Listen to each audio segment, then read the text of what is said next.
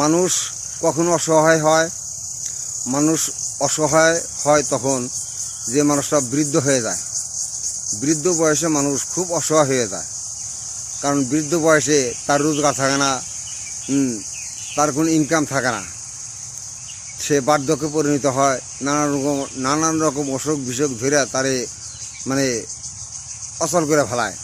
সেই মানুষটা তখন মানে অসহায় হয়ে যায়। তখন বৃদ্ধ বয়সে মানুষ একদম অসহায় হয়ে যায়। অনেক পরিবারের মানুষ তাকে দেখতে পারে না, অনেক লোকজন তাকে দেখতে পারে না, তাকে মানে ভালো জানে না।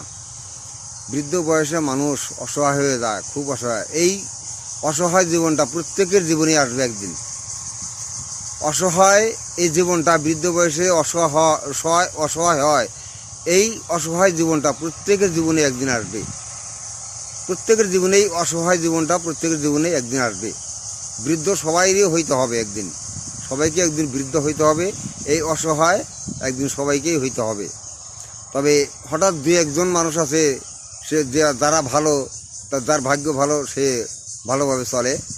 আর অধিকাংশ মানুষ আমি যা দেখি, আমার জীবনে দেখলাম, অধিকাংশ মানুষই বৃদ্ধ বয়সে খুব কষ্ট করে, খুব দুঃখ কষ্ট করে, বার্ধক্যে পরিণত হয়। তারা কেউ দেখতে পারে না, তার কথা কেউ শোনে না, তার কোনো আদর নাই, যত্ন নাই, খুব কষ্ট করে। কাজে বৃদ্ধ বয়সে মানুষ, এই বৃদ্ধ বয়সে একটা দোয়া আছে, আল্লাহ হুম্মার জুকনা হুসনাল খাওয়াতি, আল্লাহ হুম্মার জুকনা হুসনাল খাওয়াতি। হে আল্লাহ, তুমি বৃদ্ধ বয়সে আমাকে তুমি ভালো রেখো। আল্লাহ, আল্লাহ তুমি আমাকে বৃদ্ধ বয়সে তুমি আমাকে ভালো রেখো। আল্লাহ, এই বৃদ্ধ বয়সে এই দোয়াটা পড়বেন সবসময়, আল্লাহ হুম্মার জুকনা হুসনাল খাওয়াতি, এই দোয়াটা পড়বেন।